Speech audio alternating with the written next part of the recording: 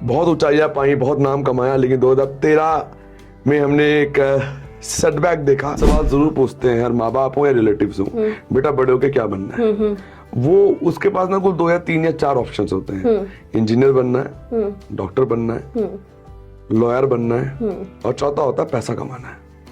5वां ऑप्शन नहीं होता उसके पास। जो भेड़ चाल चल रही है, एक जमाना आया जब इंजीनियर्स का बहुत बूम था, वो मेरा दौर था। इंजीनियर यानी पता नहीं क्या नहीं था। देखिए, अगर आपका बेटा वही फिशरीज में जाता, मैरीन में जाता, नेवल में जाता, एस्ट्रो में जाता, आर्कोलॉजिस्ट में जाता, तो आपका बेटा 50 लाख रुपए कमा रहा होता। और यही रेशो है कि इस देश में डेली एंटरप्रेन्योर पैदा होता है। सवाल है कि कितना सस्टेन करता है, 5 साल बाद क्या सस्टेनेबिलिटी है। एक प्रॉब्लम और हो गई है जो पिछले 5 सालों में देखी, एटीट्यूड। एक जो वर्ड है ना जेंसी, इस वर्ड के अंदर का एक डिफेक्ट है, वो एटीट्यूड का। वो सोचता है हम पिताजी हैं अब, और कायदे में वो बच्चे भी नहीं है, वो न्यूबॉर्न बेबी हैं। उनको नहीं पता कि जिंदगी क्या होगी। एटीट्यूड है, बढ़िया मेंटेन कर रहे हैं, ब्रांडेड कपड़े पहन रहे हैं, ब्रांडेड वॉचेस हैं, हाई फाई मोबाइल है, जा रहे हैं, इंप्रेस कर रहे हैं, दुनिया भी देख रही है, बहुत बढ़िया है। 10 साल बाद कहां है वो, इसका कोई आंसर नहीं।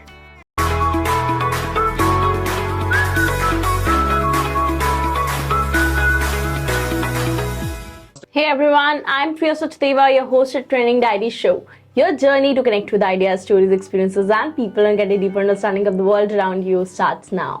So आज हम हैं गौरव त्यागी जी के साथ, जो कि करियर एक्सपर्ट हैं and he has counseled more than 25,000 plus doctors.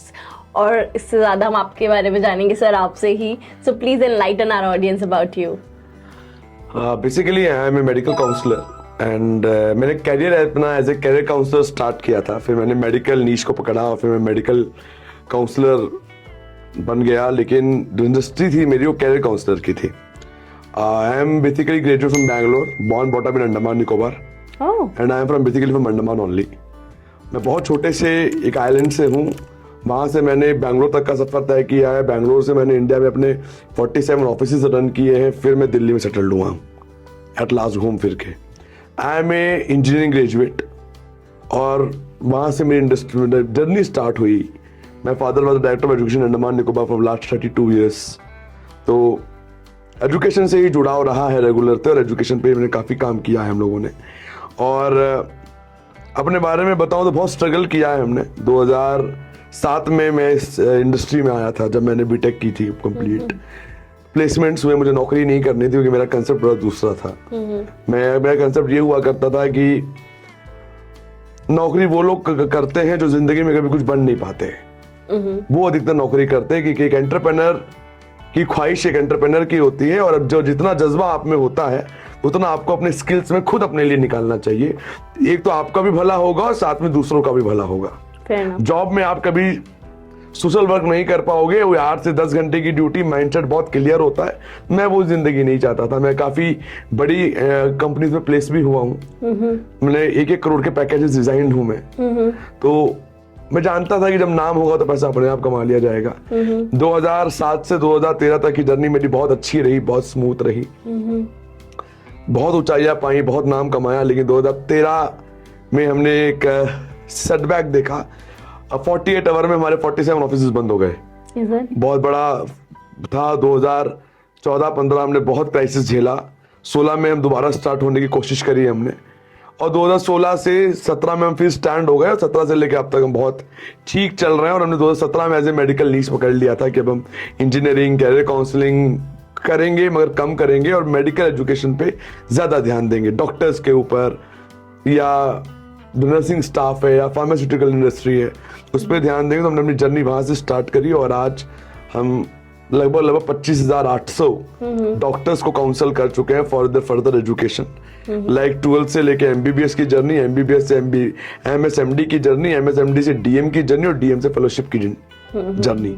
यहाँ तक को हमने काफी टेक केयर किया है और आगे भी कर रहे हैं, और देश के मेडिकल एजुकेशन सिस्टम को बहुत अच्छे से समझते भी हैं, जानते भी हैं, खामियां भी समझते हैं, और तारीफ करने योग्य वैसे फिलहाल कुछ है नहीं, लेकिन फिर भी इन चीजों को लेकर चल रहे हैं।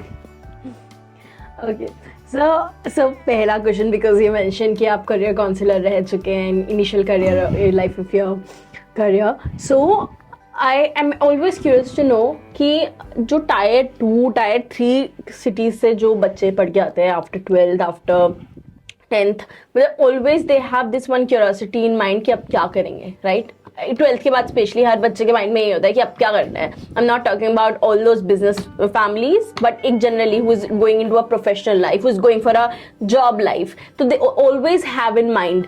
सो but with a very limited access of, I'm not talking about just this or 1 or 2 year जहाँ पे सोशल मीडिया इतना बूम है, लेकिन फिर भी सबको ना इतना नहीं पता होता कि क्या एक्सपोजर है, कि media is a whole big industry, communication is a big industry, animation, new fields are coming. So how do you think how these counselors, how new generation can be more aware, especially in those small towns in India? Basically क्या है ना, जब बच्चा 10th में आता है 12th में आता है, बेसिकली ना करियर काउंसलिंग की जर्नी क्लास 5 से स्टार्ट हो जाती है. Is it? उससे 2-3 सवाल जरूर पूछते हैं, हर माँ बाप हो या रिलेटिव्स हो, बेटा बड़े होके क्या बनना है.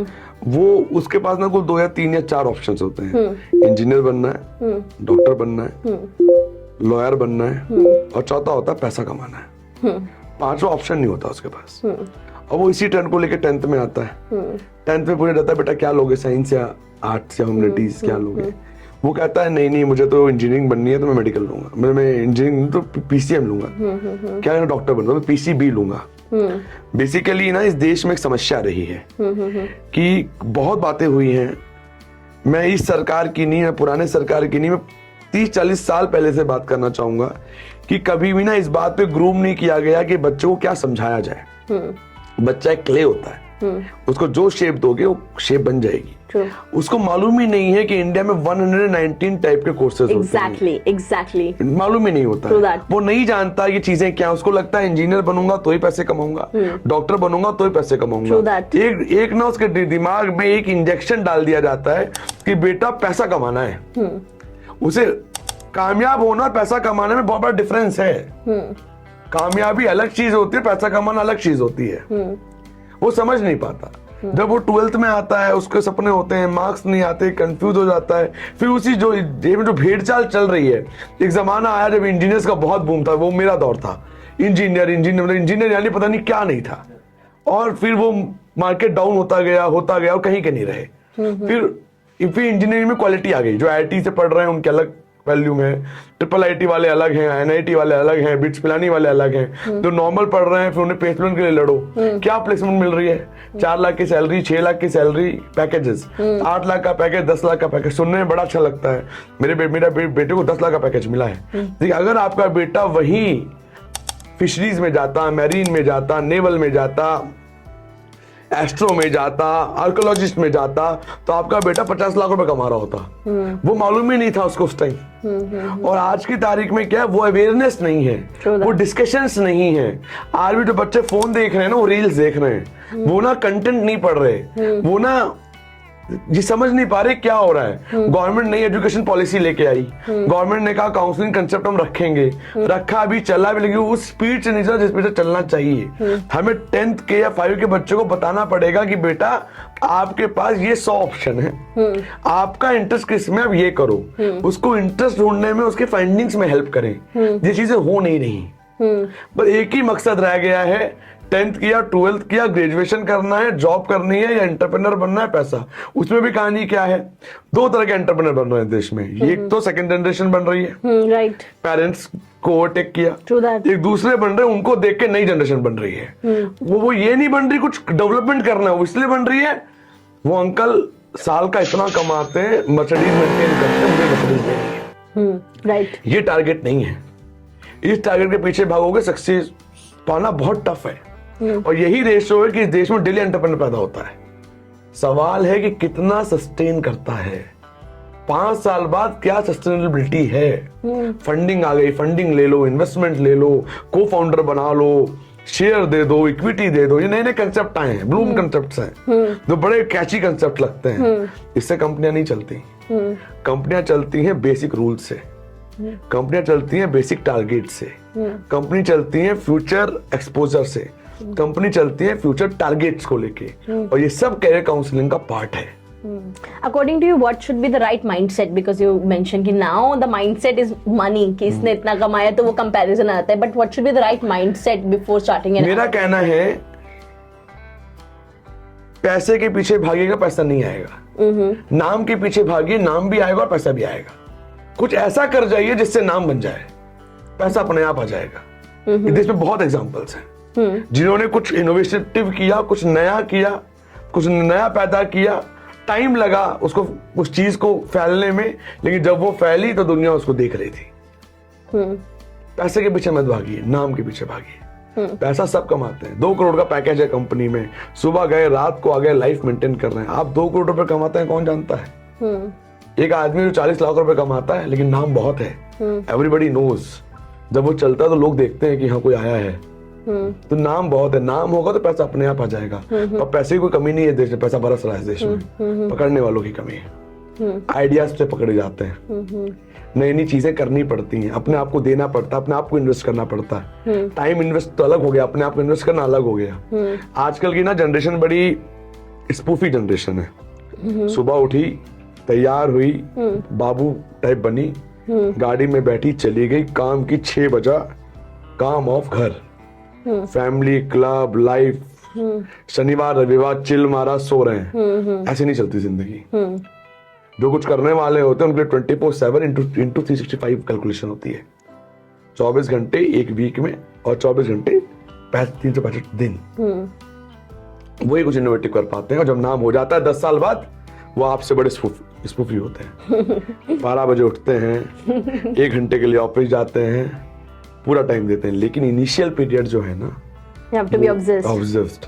एक्चुअल में ना क्या है, लोग कहते हैं बचपन से थे मम्मी की सुनी, पापा की सुनी, अब फ्रीडम मिला है अब कर लो वरना शादी हो जाएगी, फिर फैमिली मेंबर, तो अभी जो करना है कर लो. नहीं बॉस, अपने कैरियर को जितना 22 से लेके 35 की एज में ग्रूम कर सकते हो तभी तक ग्रूम होगा.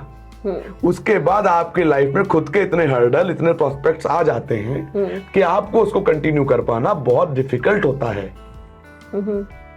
फ्रीडम नहीं रहती. 22 से 35 साल में गलत भी होगा ना तो रिफ्रेम हो जाओगे. अगर 35 के बाद गलत हुआ ना तो रिफ्रेम होना बहुत मुश्किल है. फिर या तो बिजनेस चेंज करोगे या जो कर रहे हो वही. डेवलपमेंट एक तरह से स्टेप रुक जाती है क्योंकि जिम्मेदारियां बहुत होती हैं. Mother, father, family, society, social status सब बन जाता है. और सबसे बड़ी बात क्या है ना, जुगनू मत बनिए, ईगल बनिए. जब चील उड़ती है ना तो कौवे उस पर बैठा करते हैं. लेकिन एक वक्त के बाद चील जब ज्यादा ऊंची उड़ती है तो कौवा अपने आप हट जाता है. क्यों? क्योंकि कौवा सस्टेन नहीं कर पाता उस पे. तो चील बनिए ना कि क्रो बनिए. आपकी उड़ान चील की तरह होनी चाहिए. अपने आप को इतना ऊंचा ले जाएं कि जो क्रोज है ना वो नीचे ही रहे. भले भले आपके ऊपर बैठे हों, लेकिन अपने आप को इतना ऊंचा करते चले जाइए कि उस ऊंचाई पे उसको सस्टेन करना मुश्किल हो जाए. एक खासियत और है, लोगों से सीखना चाहिए. मैंने ईगल का एग्जांपल क्यों लिया, जब उसे फिश की हंटिंग करनी होती है ना तो वो सी में डिप मारता है, फिश कैच करता है और उड़ान भरता है. यानी पानी में जाता, डूब सकता है वो, क्योंकि ईगल को तैरना नहीं आता. डूब सकता है वो, लेकिन जाता है, टारगेट को अचीव करता है और फिर उड़ान भरता है. धीरे धीरे उड़ान भरता है. ये कंसेप्ट और ये टेंडेंसी जो बच्चे अपने अंदर ले आते हैं वो जरूर कामयाब होते हैं. एक प्रॉब्लम और हो गई है जो पिछले 5 सालों में देखी, एटीट्यूड. एक जो वर्ड है ना जेंसी, इस वर्ड के अंदर का एक डिफेक्ट है, वो एटीट्यूड का.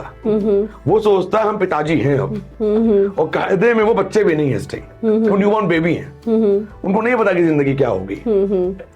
एटीट्यूड है, बढ़िया मेंटेन कर रहे हैं, ब्रांडेड कपड़े पहन रहे हैं, ब्रांडेड वॉचेस हैं, हाई फाई मोबाइल है, जा रहे हैं, इंप्रेस कर रहे हैं, दुनिया भी देख रही है, बहुत बढ़िया है. 10 साल बाद कहाँ है वो, इसका कोई आंसर नहीं. 10 साल बाद क्या है वो, कोई आंसर नहीं. अगर आप उसको सस्टेन मेंटेन कर रहे हैं, उस जेंसी को 60 साल की उम्र में भी मेंटेन कर रहे हैं, फिर तो मैं कहूंगा बहुत बढ़िया बात है. लेकिन शायद ही बहुत कम एग्जांपल्स हैं जो मेंटेन कर पाते हैं. क्योंकि डाउन टू अर्थ जितना रहोगे उतनी कामयाबी ज्यादा मिलेगी. डेफिनेटली। रैबिट और टोरटाइस की कहानी सबने सुनी है। कछुए बन के चलिए, एम खरगोश का रखिए, चाल टोरटाइस की रखिए, सोच खरगोश की रखिए, कामयाब हो जाइएगा। खरगोश की चाल रखिए और सोच आई थिंक उल्टा हो गया। हो जाएगा, कर लेंगे तो कहानी बदल जाएगी। खरगोश की सोच कभी भी टोरटाइस की सोच नहीं हो सकती। जैसे मैं क्यों, जैसे मैं आपको बताऊं, मेरी ये ज्यादा नहीं है लेकिन ना ठहराव आ गया जिंदगी में। मैं समझ चुका कि जिंदगी क्या है, क्या सच है जिंदगी का।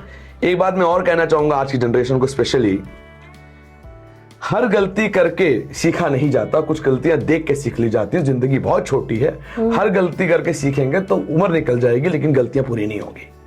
तो सलाह ये होती है कि कुछ गलतियां करी किसी ने, उसको देख के सीख लिया, उसको देख के आपने ऑब्जर्व कर लिया और उससे आपने समझ लिया। सब कुछ एक्सपीरियंस मैटर्स, और एक्सपीरियंस को सुनना और समझना चाहिए। लेकिन आज हम कॉलेजेस चले जाएं, कॉर्पोरेट इंडस्ट्री में चले जाएं, कोई किसी की सुनना नहीं चाहता, हर आदमी सुनाना चाहता है। Nobody is a good listener. Everybody wanted to become a speaker. लेकिन स्पीकर आप तभी अच्छे बनोगे जब आप एक गुड लिसनर होगे। True that. ये बहुत सारी चीजें हैं, बहुत सारे रिफॉर्म्स की जरूरत है। बच्चों को बहुत ग्रूम अप चाहिए अभी इस देश में। और सबसे अच्छी बात क्या है कि सबसे यंग कंट्री है हमारा, जो एज ग्रुप है सबसे यंग हम ही हैं। इटली, पोलैंड, आप यूरोप चले जाइए, वहाँ बूढ़ों की संख्या ज्यादा, जवानों की संख्या कम है। Because we have bigger population as well. नहीं, हमारे यहाँ कुछ है जो हम कर सकते हैं। हम में वो ताकत, वो क्षमता है, लेकिन हम में एक प्रॉब्लम भी है कि हम छोटी सी चीज मिलकर ना बहुत जल्दी खुश हो जाते हैं। हमें अचीवमेंट्स में खुशी होती है, हमने कोई डील क्रैक कर दी तो वी थिंक वाह हमने डील क्रैक कर दी। नहीं, हमने कुछ नहीं किया अभी टारगेट हमारे बहुत बड़े हैं। और मेरा कंसेप्ट है, इसमें शायद कुछ लोग गलत भी माने, मैं हमेशा कहता हूं शाबाशी देना अच्छी बात है लेकिन शाबाशी हमेशा नहीं देनी चाहिए। शाबाशी देने से कॉन्फिडेंस और ओवर कॉन्फिडेंस में बस एक पतली सी लाइन होती है। वो कॉन्फिडेंस कब ओवर कॉन्फिडेंस में कन्वर्ट हो जाए, वो कब नेगेटिव चला जाए, You never know. हम नेवर नो, आप कुछ कह नहीं सकते। और अगर मैं बात करूं डॉक्टर्स की, मेडिकल एजुकेशन में जो डॉक्टर्स का नाम, परिश्रम, मेहनत, ब्रांड वो 30 साल 20 साल पहले बन गए, अब नहीं बन पा रहे। Okay. क्यों नहीं बन पा रहे? क्योंकि इंडस्ट्री इतनी वास्ट हो गई कि हर आदमी ने क्या कहा, पैसा नहीं नाम। उन्होंने नाम कमाया, पेशेंट गया, नाम का, डॉक्टर साहब बहुत अच्छे हैं। अब क्या है, अब जो माइंडसेट से कैंडिडेट आता है ना, आता है क्या है कि एजुकेशन इतनी महंगी हो गई है अब इस देश में कि वो चाहता है कि मेरी रिकवरी भी तो हो। तो इस चक्कर में वो 10 तरह की चीजें लिखता है। लेकिन एंड ऑफ द डे क्या है, इस देश की एक समस्या जो आज तक कुछ समझ नहीं पाया। अगर समझवा भी होगा तो कुछ किया नहीं। यूथ जरूर है लेकिन साथ में ना एक ओल्ड एज फैक्टर भी साथ चल रहा है। ओल्ड एज फैक्टर मतलब एक जनरेशन है जो 70-60s की है, जो हमारे साथ अभी चल रही है और चलेगी। उसकी सोच वही है, वो जेंसी वर्ड को नहीं अडॉप्ट कर सकती है, ना वो करेगी। हमें उनके साथ अपने आप को लेके चलना है। आप जेंसी हैं, आपने एकदम हाई फाई डॉक्टर हैं, बढ़िया क्लिनिक बना लिया, लाजवाब दवाइयां लिख रहे हैं, बीच उसको नहीं समझ में आती है। वो कहता है डॉक्टर साहब 2 दवाइयां लिखें मैं ठीक हो जाऊं। पर्सनल टच, बातें करें, कैसे थे, क्या खाया आपने, एम्पैथी वो नहीं रही अब। आपको लाइन लगी हुई है, डॉक्टर साहब क्या दिक्कत थी, ठीक ये टेस्ट करा लीजिए, कल मिलेंगे। उसको फील ही नहीं हुआ।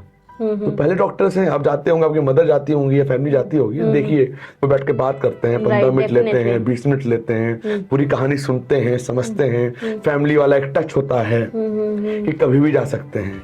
ये तरह की चीजें हर इंडस्ट्री में आ गई हैं।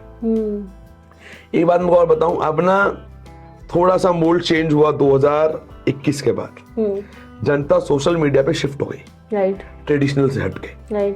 इन्हें क्या लगा, जो है यही है। ऐसे ऐसे फेमस हो गए जिनके पास कभी कुछ नहीं था, जिन्हें आज भी सेंस ऑफ ह्यूमर का सेंस नहीं है।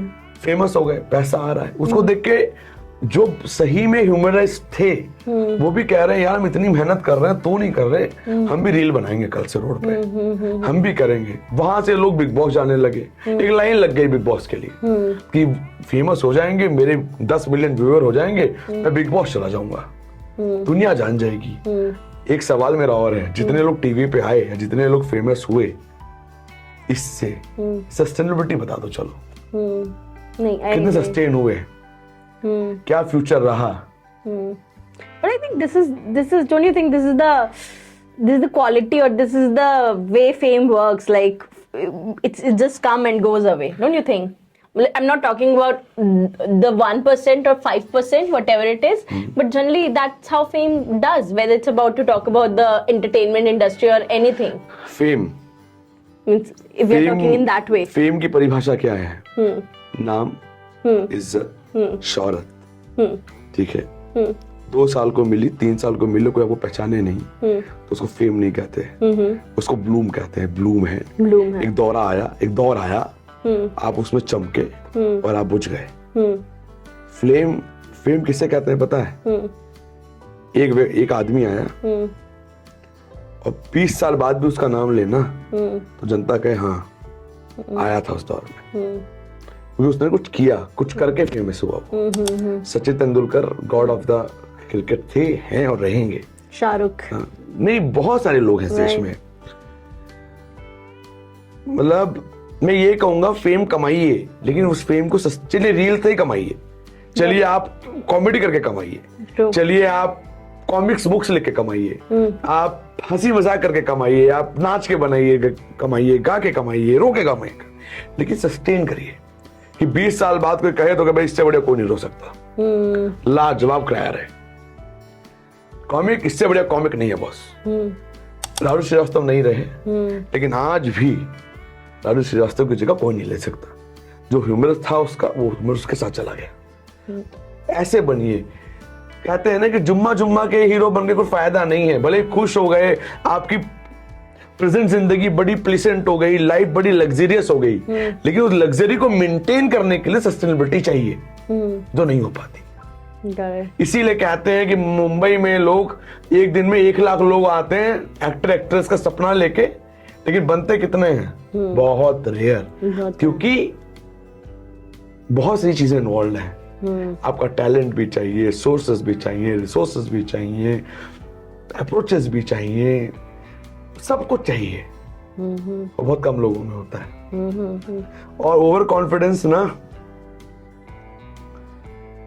मैंने कई एग्जांपल हैं, नाम नहीं लूंगा मैं कई बॉलीवुड इंडस्ट्री में कईयों को पर्सनली जानता हूं, मेरी रेगुलर बात होती रही है। कब आसमान पे थे और आज पता नहीं है भी या नहीं है।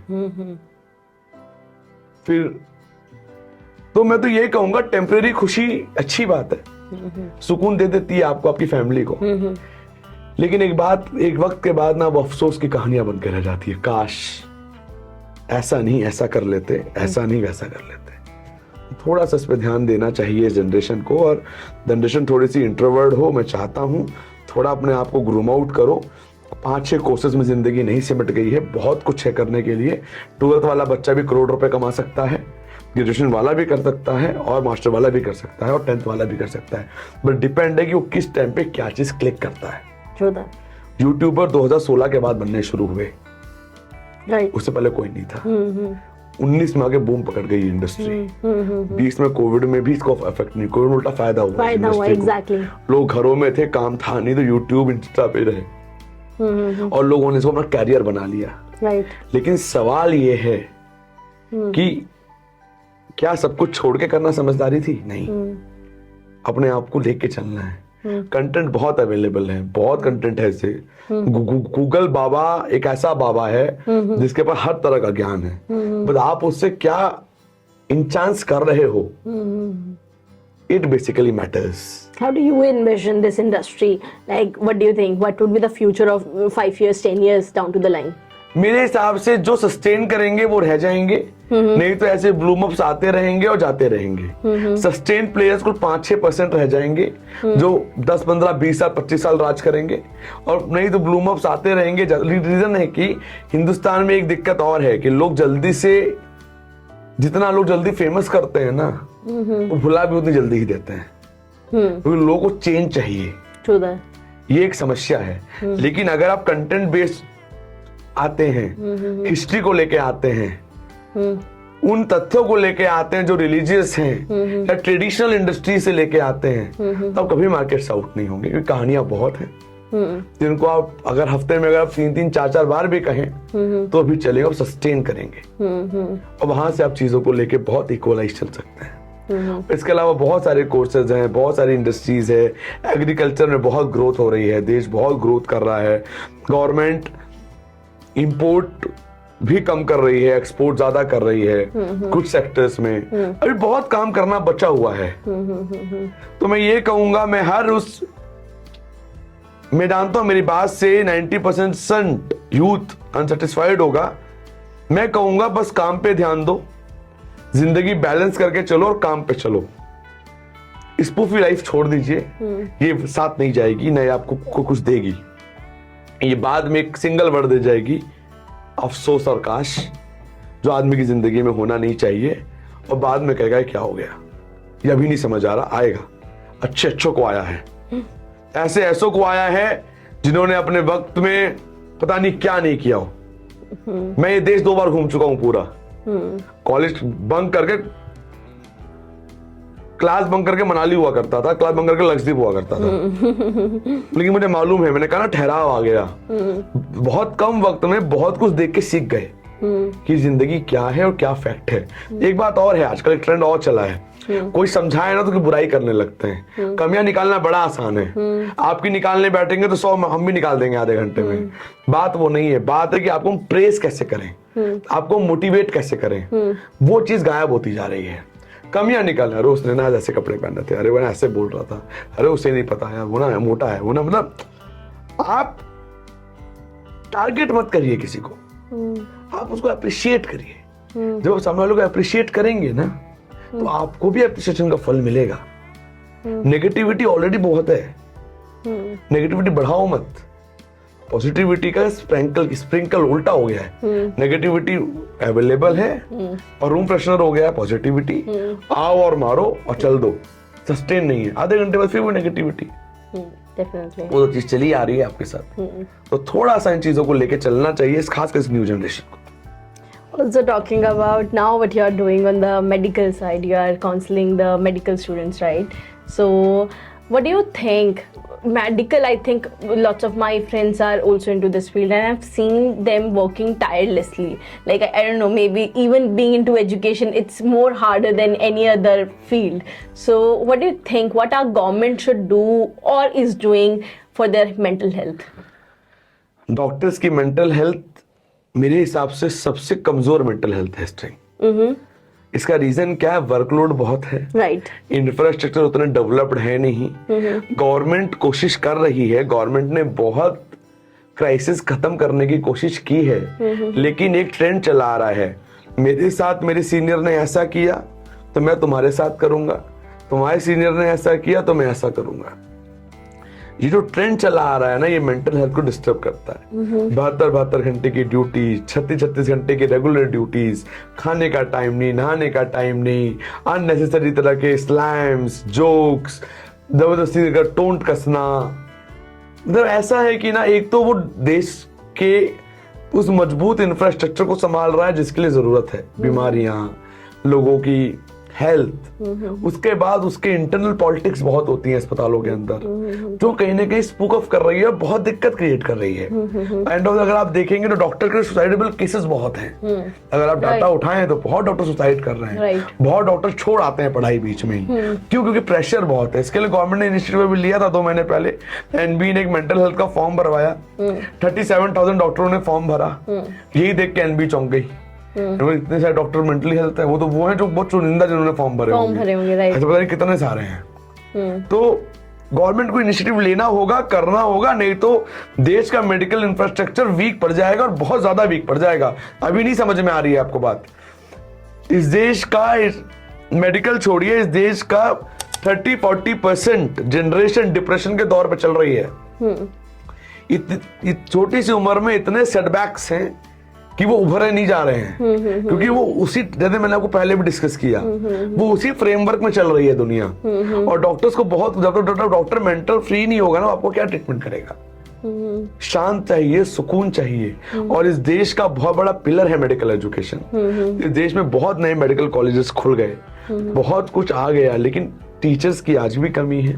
इंफ्रास्ट्रक्चर आज भी उतना नहीं हो पाया जितना होना है। प्राइवेट इंस्टीट्यूशन में फीसेस बहुत हैं, एक आदमी अफोर्ड नहीं कर पाता है। इस मेडिकल एजुकेशन में ब्रेन ड्रेन भी हो रहा है। ब्रेन ड्रेन काफी बड़ा वर्ड है, ब्रेन ड्रेन भी हो रहा है। बच्चे एमबीबीएस करने ऐसे ऐसे कंट्री जा रहे हैं जहाँ कुछ नहीं है। जॉर्जिया, यूक्रेन, किर्गिस्तान, नहीं चाइना तो फिर भी अपने आप में बहुत बड़ी चीज है। बांग्लादेश, ऐसे ऐसे कंट्री जा रहे हैं जो खुद मतलब जहां से आना चाहिए वहां जा रहे हैं। क्यों? अब सस्ता है। अच्छा। और है कुछ नहीं, फिर आके एफएमजी का एग्जाम देते हो, 3-3 साल नहीं निकाल पाते। तो इट्स वेरी सैड कि इतनी बड़ी इकोनॉमी होने के बाद हम कहते हैं अब हम दुनिया की चौथी कंट्री हो गए, 5वीं हो गए। उससे नहीं है। हम बेस क्या है हमारा, वो तो बात करें मेडिकल स्टूडेंट बेस है हमारा। अभी नीट का मुद्दा चल रहा है, जैसे आपको मालूम होगा। 8 जुलाई को कोर्ट में हियरिंग है नीट की, सुप्रीम को। बच्चों को कोर्ट जाना पड़ रहा है, बच्चों को हर मैटर के लिए कोर्ट का दरवाजा खटखटाना पड़ता है। गवर्नमेंट को दिखता है फिर भी गवर्नमेंट नहीं मान रही है। इंडिपेंडेंट बॉडीज के पास स्टाफ नहीं है, वो आउटसोर्स कर रहे हैं। अब क्या कहें, गवर्नमेंट ठीक है, सरकार बहुत बढ़िया चल रही है, लेकिन मैंने कहा ना कि जो नीचे का एरिया है ना वो बड़ा स्पूक ऑफ फेस्ट है। उसको सुधारना संभालना बहुत जरूरी है, नहीं तो भले हम और आप सोचें आने वाला वक्त बहुत अच्छा होगा, मेरे हिसाब से अच्छे के साथ साथ बहुत पजल्ड होगा। इतना पजल्ड होगा कि लोग खो जाएंगे उसमें और ढूंढ के निकालना पड़ेगा कि ये भी यहाँ कभी हुआ करता था। I think this is very beautifully you have said कि बेस क्या है that matter. So recently I was watching this video कि अमेरिका को हम one of the largest economy बोलते हैं, लेकिन when you literally go in America and see कि किचन में, डाइनिंग रूम में क्या कन्वर्सेशंस हो रही है, they are majorly based on the credit cards, they are all on the डेब्ट, राइट? मतलब how the base is working. मैंने क्या कहा, ट्रेडिशनल चीज, जो ट्रेडिशंस हैं हमारे पुराने माता पिता दादा दादियों की जो कहानियां थी वो गलत नहीं थी, वो सही थी। उनको लीजिए, टेक को ऐड कीजिए और अपने आप को डेवलप करिए। टेक के साथ अकेले डेवलप नहीं हो सकते, उस ट्रेडिशन के साथ भी नहीं डेवलप हो सकते, लेकिन आज भी वही लोग कामयाब हैं जो ट्रेडिशन के साथ चले आए हैं। जितने भी मिलियनियर बिलियनियर्स हैं जो लॉन्ग टाइम तक सस्टेन करके आए वो वही है। आज क्या है, मिलियनियर बने, बिलियनियर बने, लोन ले लिया बैंक का, 5 साल बाद बैंक करप्ट, कहानी खत्म। ये नहीं है। या वो कामयाब है जो सेकंड जनरेशन से चले आ रहे हैं, या वो एंटरप्रेन्योर कामयाब है जिन्होंने देखा है कि बेस क्या है, जो अपने बेस से मजबूत रहे हों। वो देखिए मैं बताऊं, human being is a social animal, ये हम पढ़ते आए हैं। लेकिन ना हमारे बच्चों को, हमारे पेरेंट्स को कैरियर अवेयरनेस, कैरियर काउंसलिंग की बहुत आवश्यकता है, तभी इस देश में कुछ नया डेवलप हो पाएगा। पुराने ट्रेंड जो चले आ रहे हैं उनको साथ में लेके टेक को ऐड करिए और अपने आप को and this is beautifully you said. I think ये 2 words, it's not just the students, लेकिन साथ साथ पेरेंट्स को भी बहुत ज्यादा जरूरत है एकदम। So it is need to be understand कि मैंने कहा ना कि हमारे साथ एक जनरेशन है 60s की, एक जनरेशन है 2020-2000 की, 40 साल का गैप काफी बड़ा गैप है। तो हमें भी कोप अप करना होगा और उन्हें भी कोप अप करना होगा। ट्रेडिशनल को नए टेक के साथ एड ऑन होना होगा, तो ही ये चीज मर्ज अप होकर चल पाएगी, अदरवाइज नहीं चल पाएगी। With that said, there's a one thing जो कि मैं हमेशा I'm always curious to know from my guests, sir. What is the one trend you like to see more evolving or one trend that you like to see more embrace? एक ऐसा trend? इसके बहुत सारे trends हैं। मेरे हिसाब से एक ट्रेंड जो लोगों को अपने अंदर ऑब्जर्व करना चाहिए, सेटिस्फैक्शन। जो सेटिस्फैक्शन वाले ट्रेंड को समझ लेगा और फोकस कर लेगा, बहुत जल्दी आगे चला जाएगा। क्यूरियस होना अच्छी बात। थोड़ा सा can you elaborate in what way you saying? Satisfaction in sense earning, expectations, respect, future oriented, but in A control. हमें ऐसा नहीं कि बस हम भागते चले जाएं, टारगेट सेट हो, अपना ट्रेंड डिसाइड करें। ट्रेंड यानी क्या होता है? ट्रेंड होता है एक राह कि किस राह पे दुनिया चल रही है। तो मेरा मानना है आजकल क्या ट्रेंड है, ग्रेजुएशन किए, निकले, जॉब ज्वाइन करी, पहली सैलरी आई, लाइफ बढ़िया, स्मूथ, मैरिज, गाड़ी, घर, बंगला, एक डिफाइंड सेट ऑफ रूल्स हो गया। वो रूल्स हो गया। हाँ, राइट। लेकिन सस्टेनेबिलिटी फिर गायब हो गई। टारगेट सेट कीजिए कि आपसे 10 साल बाद ये करना है, जैसे हमारे आपके पेरेंट्स क्या करते थे। जब बच्चा 10th में आता था तो जैसे मैं अपना बता देता हूँ, मैंने कसम खाई थी कि मैं घड़ी उस दिन पहनूंगा जिस दिन मेरे हाथ में टॉमी की घड़ी होगी। तो मैंने उसी दिन घड़ी जिस दिन मैं टॉमी खरीदने लायक हो गया, वो मैंने बीटेक सेकंड ईयर में खरीदी थी। तो मैंने घड़ी नहीं पहनी। ये टारगेटेड होते हैं। अब टारगेट नहीं रहे। अब तो जो होना है एकदम, दुनिया आईफोन लेती है, टारगेट होता है कि आईफोन लेना है। मेरा कभी टारगेट नहीं था कि आईफोन लेना। मेरा एक टारगेट जरूर था कि मुझे लोग जाने, लोग मुझे पहचाने। वो मैंने लगभग पूरा कर लिया। मुझे काफी लोग जानते हैं और आज भी बहुत क्यूरियस हूँ। मैं लोगों से बहुत मिलता हूँ। मैं कह सकता हूँ कि I am a social animal. I am a social wild animal, not a animal. मैं किसी से कभी भी बात कर सकता हूँ, मुझे कोई शर्म नहीं आती। मैं किसी भी टॉपिक पर डिस्कस कर सकता हूँ, क्योंकि मुझे पता है कि क्या सही है क्या गलत है। तो एक बात आपको और बताऊं, मैं खाते उन बच्चों के लिए जरूर कहना चाहूंगा जिन्हें बोलने का शौक है, वो अपने आप को इनोवेटिव करें, अपने आप को काउंसलिंग सेक्टर में लाएं, अपने आप को सोच मतलब मेंटल इंटर एक्सचेंज प्रोग्राम्स में आए, साइकोलॉजिकल मजबूत करें। इस देश में एक चीज और करनी बहुत जरूरी है, जैसे साइकोलॉजिकल सेटलमेंट, जो नहीं हो पा रहा। What is psychological settlement? It's mean यहाँ से शांत, Okay. पॉजिटिव थॉट्स के साथ। कुछ नेगेटिव हो गया, पास्ट है, वो दोबारा रिपेयर नहीं हो सकता। वी थिंक कि आगे क्या होगा। आपके टेंशन चलती है, आज सुबह मैं वहां गया था, ये हो गया यार, ये नहीं लेके चलना है, हो गया, let it be. I like that. कुछ गलत हुआ, हो गया, लेट इट, कुछ कर नहीं सकता हूँ उस गलत का। सीख लो कि क्यों गलत हुआ, आगे से नहीं होगा। उसको लेके चलना। सुबह हुआ, ऑफिस में आके बताया, शाम को घर जाके बताया, सुबह रात को मम्मी को बताया, सुबह अपने दोस्तों को बताया। 3 दिन तक वो कहानी चली। तो क्या हुआ, आपने 3 दिन अपने बर्बाद कर दिए। आप जो पॉजिटिव थॉट ला सकते थे वो नहीं रहे। हो गया। इंसिडेंट्स होते हैं, झटके में हो गया। हाँ, अगर आपने जान पूछ के किया तो गलती है। इंसिडेंट हुआ, But still you have to let go of what happened. हो गया। अब कोविड आया, बहुतों ने अपने को खो दिया, बहुत दर्दनाक था, वो अकेले रह गए। ये कुछ कर नहीं सकते, खो दिया। अब ये देखना है कि उनके बाद उनकी चीजों को आगे कैसे लेके चला जाए। अब उसको हम कैसे लेके एक पॉजिटिव ट्रेंड में चलें, ये मेन ट्रेंड है। ये कोई नहीं सोच रहा। हम उसी पास्ट में हैं। अगर मैं एक जेंसो की कहानी पे डिस्कस कर दूं क्लोज, कि ब्रेकअप हो गया, तो वो उस खुमार में कि ब्रेकअप हो गया 1 साल के लिए, ब्रेकअप हो गया, अरे हो गया अरे हो गया, उसको होना था यार, ठीक है, लेट इट बी, बढ़ो आगे। I wish that this हो गया should be a psychology of everyone. हाँ, हो गया। अरे ये नहीं कि क्यों हो गया, उसने क्यों। अगर इतना ही अगर आप इतने ही कॉन्शियस थे तो हुआ क्यों, पहले ही नहीं होता ना। I wish everyone should be like you. ये बात नहीं समझ, क्योंकि मैं पता मैं कौन करने जाता हूँ, मैं सब दोस्तों को ये पक्का भेजने वाली हूँ, हो गया। तो जो बच्चे हैं ना, वो पूछते हैं कि सर मेरा ब्रेकअप हो गया 3 महीने पहले, कुछ फील बैड। अरे हो गया यार 3 महीने पहले, अब दोबारा तो नहीं आ सकता। या काम करो, जाओ, हाथ जोड़ो, पैर पकड़ो। नहीं सर, वो तो बात ही नहीं करता। मेरी मम्मी को भी भेजूंगी। अरे नहीं करता यार वो बात, ठीक है नहीं करता, आगे बढ़ो।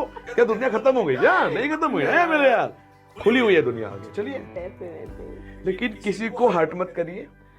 अगर आप 100 रुपए कमाते हैं तो 10 रुपए समाज पे खर्च कीजिए।